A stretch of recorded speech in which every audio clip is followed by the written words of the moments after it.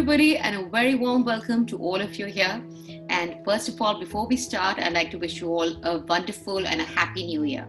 And to bring in the new year, we have a very special guest with us, Dr. Shovana Narayan, an artist par excellence, a Padmashri Awardee. And first of all, I'd like to welcome her. Hello and welcome, Dr. Shovana Narayan, and welcome to ZEN Talks.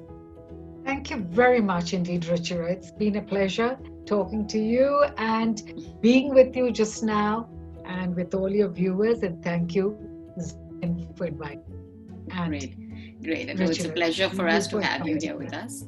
So tell me, with the last year having been so difficult and so complex in so many ways, how has your experience or your learnings been of the lockdown and the unlock phase 1, unlock phase 2? Did you lean on your dance to get through it? And what were the learnings that you had during the lockdown?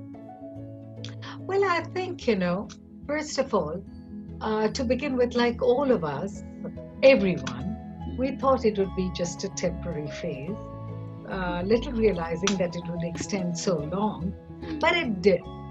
Yes.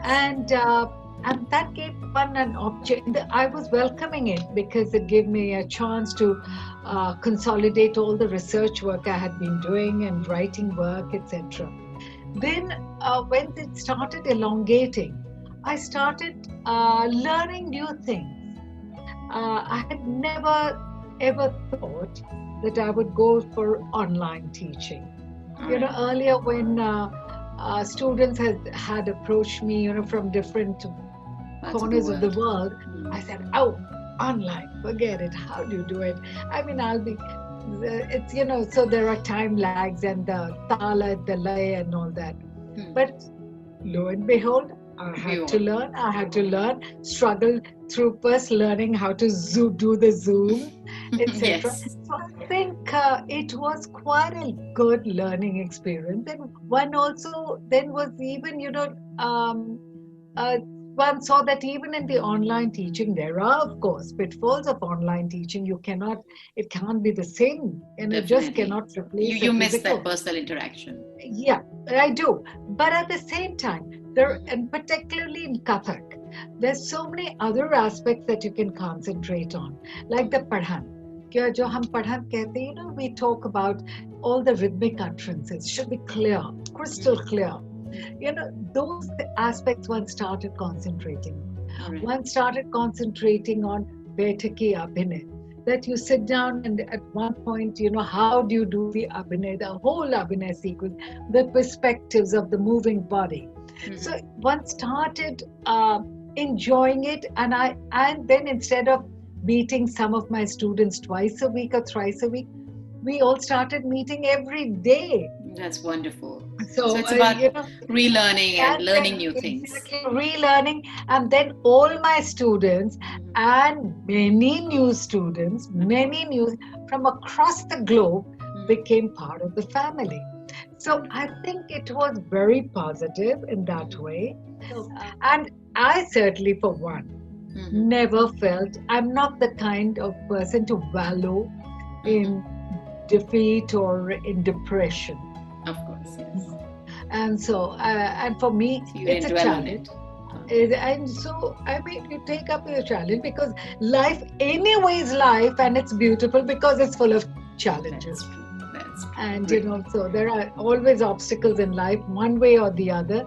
This was a new learning, new phase in our lives, and one learned to go how to wear the mask and live with it. Yes. And live in it. And then I always say, "Arey, hum to Hanuman ji ki sena aa rahe hain." That's true.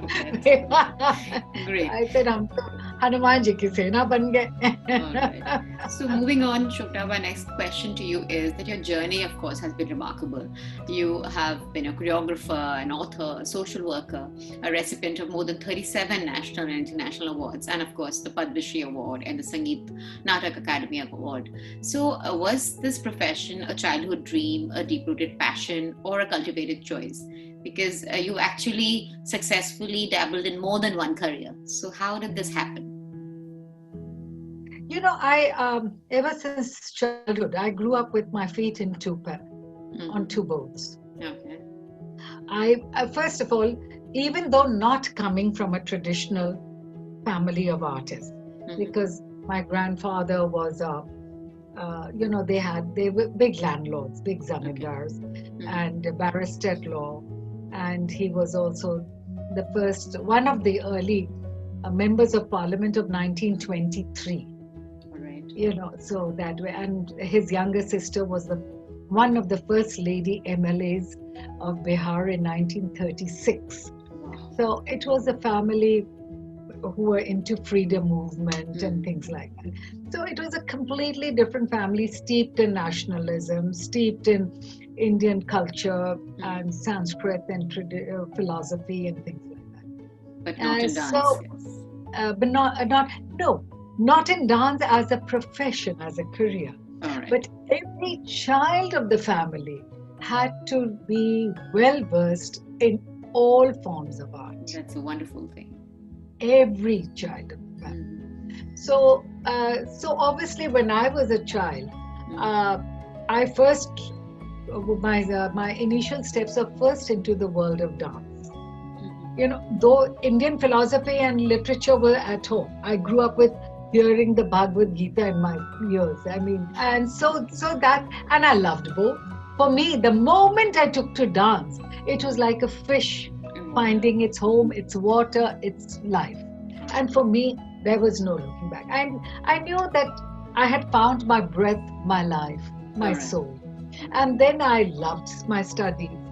So I was always into academics and my dance. Dance was like my breath. For me, it was my life. I said, I don't live without dance. I cannot. So for me, even then, I knew that dance was going to be part of me till I die. And I love my studies, academics. So yes, that's what I was coming to. That you actually excelled in more than one profession. So, which is the closest to your heart? Is it still dance, or do you enjoy teaching students? As I said, dance is my life. It's my breath. But when you're breathing, you do it naturally. But you're doing so many other things.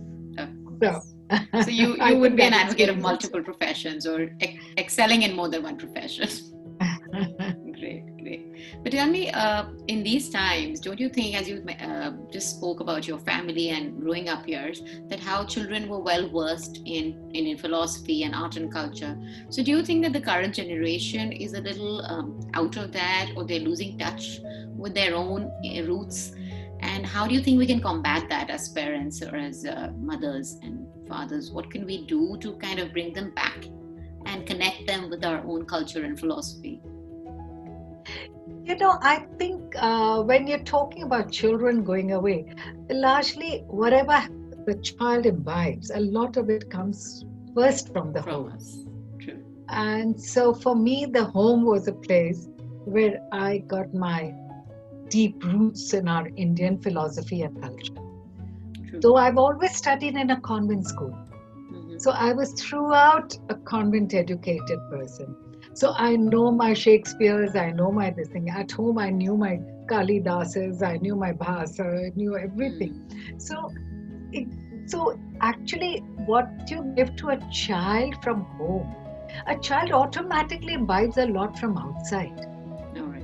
So outside, it's perhaps not something that all of them are nice, But what's more important is what is at home. And whether it is the intangible or the tangible, they all impact the growth of the child and the personality of the child. So what you're saying is that we have to make that change ourselves. We have to make that change as parents in the home environment, because then the child will grow up and that child will then reflect it in their attitude, in their behavior pattern, in their work culture. Like today, but having said that, I would like to say that when I'm thinking about my students and the generations over there around, they all come from fabulous families, and they come from, I have students from all stratas, from the most economically, the weakest section of society, the economically the most advanced sections of society. So it is a complete range. Yet one thing is common in them, and that is their dedication towards the art. towards That's classicality. wonderful. That's And and classicality is not something ki aaj seekha, tomorrow you're on stage. No, exactly.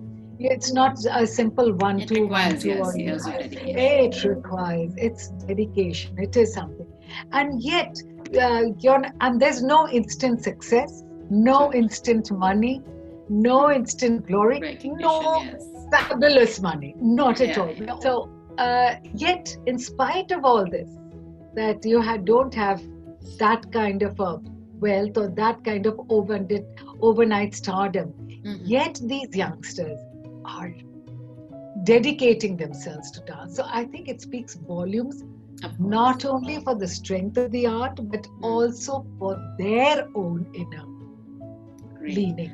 And that's very nice to know. And these youngsters, 10-year-old, 8-year-old, 15-year-old, that's a very and some good of them who have returned from Harvard and this and that, and yet have given up their lucrative careers only for dance. So there are also those examples. So that speaks volume.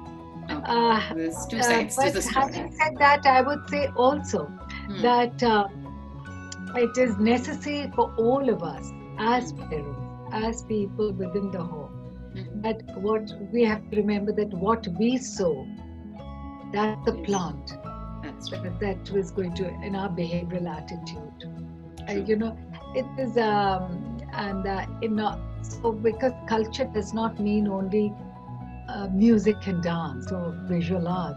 It means the way you conduct yourself, the way you speak, the way you interact, yes. The way you interact, your behavior, everything is part of that whole culture. That's true.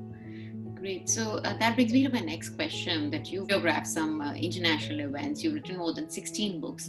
So what is the magic mantra when it comes to time management? How do you manage to do all this and more? How do you do that?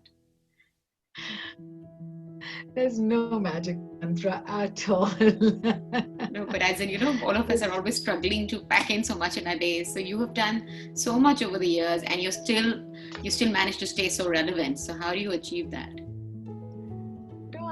For me, whatever I do it with passion, with all my heart, and with great dedication. But you compartmentalize your day and plan that, okay, 3 hours for this and 2 hours for this, or maybe somehow some days for choreography and some days for teaching and some days for dance. How do you manage? You can't do that. No, you can't do that. So then how does it work? Again, it was in Bombay. So I would have been 7, 8 years old, 9 max. I had my terminal exams coming up. And terminal exams are like big things. And since I was always a position holder, either first or second in class, so obviously everything mattered. And so I was studying. And then, I don't know, I thought I was studying. Till my mother just comes, I suddenly find my book being closed, and my mother says, "Get lost." So I said, "What?" And I said, "Look, I've got my exams coming." So she says, "Yes, but you haven't been studying. I've been watching you." So I said, No, I've been studying. She said, "No, you haven't. Your mind has been wandering. You haven't been studying." And so she said, "What was your mind on? Was it on dance practice or what is it?" I said, "Yeah." So then she said, "Go ahead, go do your dance practice, go out and play, do whatever your mind, wherever you go, what you want. And then not at the moment, don't study, don't give me the pretense that you're studying." And then actually I went out. Quietly I just kept, and I followed it. I came back all refreshed, and I really studied. I think that later on, my mother, much later, she said, I hope. And after that, I always remembered. Without my mother telling me, I would say, okay, when my attention was wanted, I would go out, just close. And so it means that whatever I did, the lesson that I learned was, whatever you do it concentratedly, with your whole heart. because there's no point in spending 6 hours or 10 hours, doing something where half the time you're Half-heartedly, yes, true. yeah. So that is the magic mantra. I don't know about that magic mantra, but yes, it taught me time management, that's a but I wonderful never lesson. realized it then. No, that's a great lesson. But tell me, now that we've all entered the digital stratosphere, and of course, as you said, even you're doing classes online, and you also organize 2 major dance events annually. So, do you see major changes in the dance in this domain also, and you see events going online, like the way students are? What are the changes that you kind of see in the future?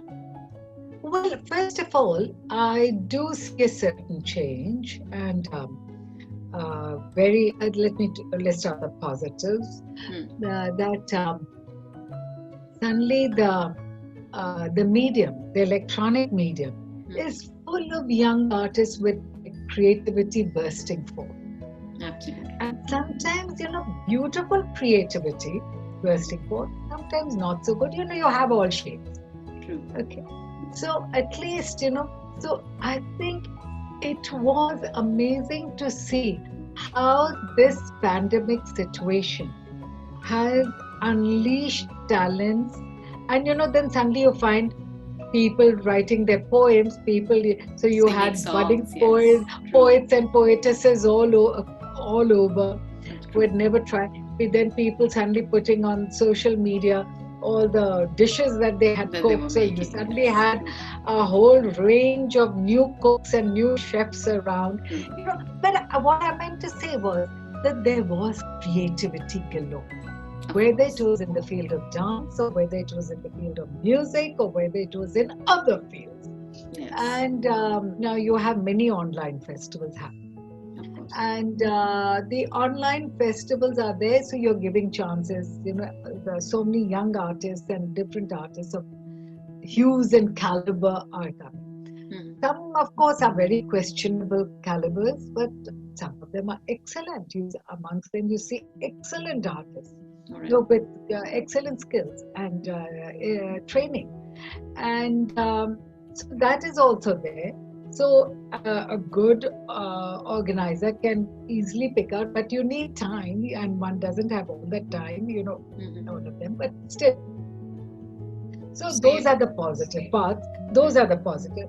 Negatives have happened is that of online or in terms of dance organization is that because of the difficulties, economic difficulties all over faced by all, and but all this, not all of them were government organizers, they were all private. I mean, the government is only a small percentage. The rest of it was all private organization. So how did they do it? They funded themselves through, so that is how they were meeting it. And yet it was happening.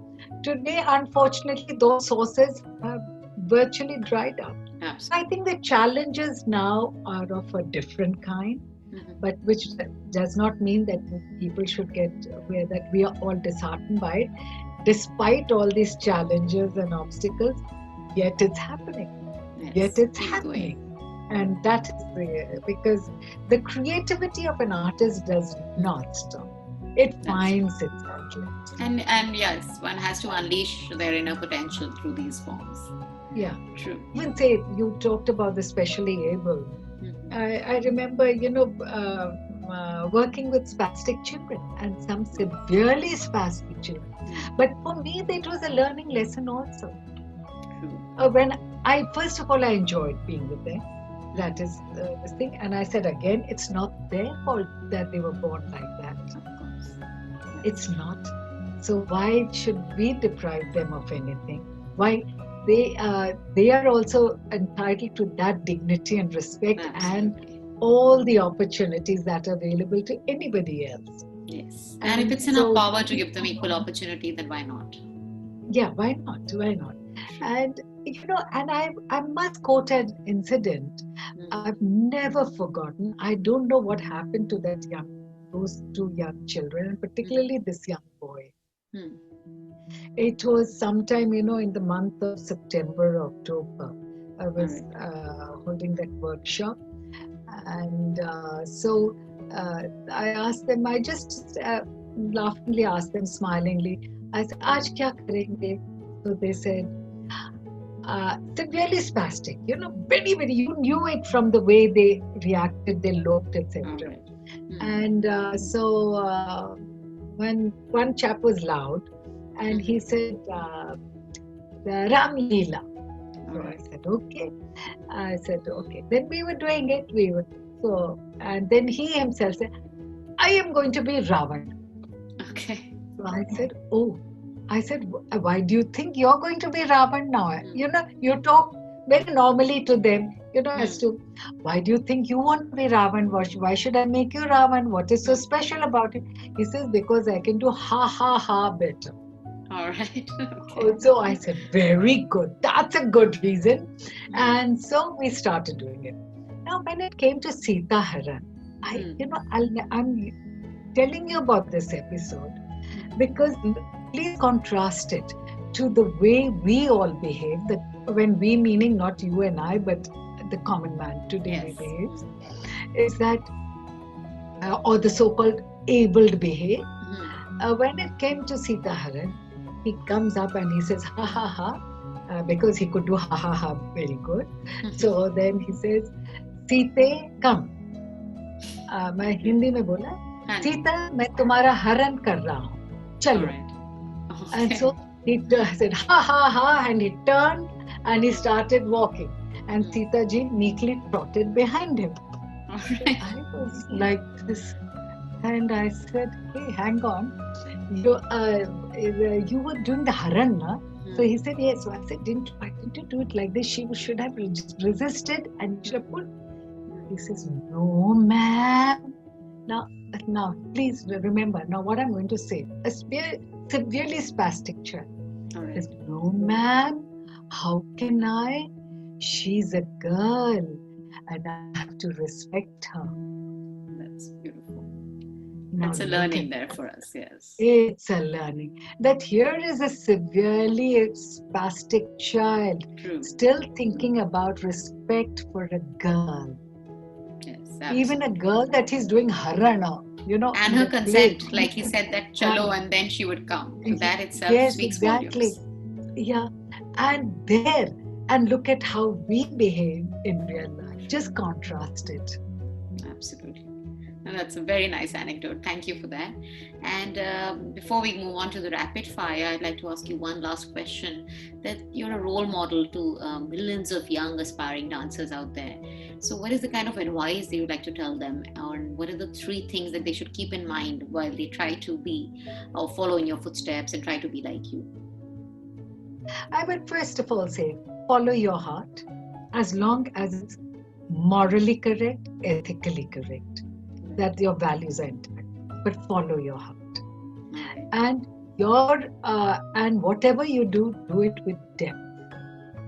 Do it with depth and dedication and sincerity and honesty. So you have to be honest to yourself and to what you're doing.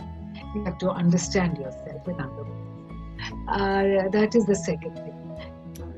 And never, I would say, and along with that, the same thing, never lose sight of sensitivity and humanity. Never lose sight of it. That's a wonderful thought. That's great advice for all the girls out there who want to follow in your footsteps. And now moving on to our fun rapid fire questions. So I'll just ask you 5-6 fun questions and you have to give me a quick answer. So tell me 2 things that no one knows about you. No one knows about me. I think everything everybody knows about me. 2 things that nobody knows, or maybe very close people. 2 little secrets about you. I have none. All right. Okay. Then what is your pick-me-up food? The one thing that can really pick your mood up if you're a little low. Just nothing. Just actually, food-wise, not much, with really. Anything else which works as a pick-me-up? I would say just good music. And if I just sound, lyric ka sound aa gaya, या कोई अच्छी रागदारी आ गई, that's a classical music. Okay. What is the one thing that you just can't live without? What is the one thing? that you can't live without? Oh, I can't live without my dance. Of course. My Jeevan, my Atma. If you could go back in time and do something differently, would you change anything about your life? No. Nothing at all. So no regrets. Nothing you at all. want to do differently. No. All right. That's a life beautifully lived, well lived. Great. And if there's one person you could trade lives with, anybody living or who has passed away, anyone you'd like to live like for one day? No. No. All right. I like to live my own life. Great. Okay, so tell me, Shovana, what are you reading currently? What's on your bookshelf? Oh, I've got all kinds of. My shelves are only full of Indian literature, that's the Vedas, that's the Manusmriti, that's the, all the Nata Shastras and this Shastra and that Shastra and this Puran and that Puran and everything. So heavy duty esoteric stuff. All right. Okay. All right. And any favorite series on Netflix or any of the other platforms? I don't watch Netflix. I don't have Netflix. Oh my God, really? So, yeah. Through the lockdown also you didn't need it? No, I didn't, because I was so busy with my dance. That's great. With my own reading, with my own research work. Great. Okay, so the last question, which is your favorite holiday destination? To Vienna to meet my family, husband. Okay. Husband and son. They are in Vienna. Okay, so otherwise also, like right now, of course, you want to meet them there, but otherwise also Vienna is your favorite holiday space? See, holidays, favorite holiday places, wherever the family is, wherever you go. I enjoy wherever I go because my dance affords me enough scope to travel. Yeah. Every place is so unique. Our own country, every place is so unique and beautiful. There's so much within our country, and there's so much all across the globe, all across to admire. All right. Thank you so much for your time, and here's to hoping that you make that trip to Vienna as soon as possible. And yes, thank you. I didn't want to go. Normally, I'm never here for Christmas and New Year. This time I didn't go. Who wants to go for 15 days and be in quarantine and then come back without meeting anyone? But true. Let's hope this too shall pass and we'll have a better year coming up. Yeah. So thank you so much for joining us on ZEN Talks. And all of you, please do like and subscribe to the channel and do send in your questions. And we'll be getting more leaders like Shovana. Thank you, Shovana. And thank you for being with us. Thank you so much.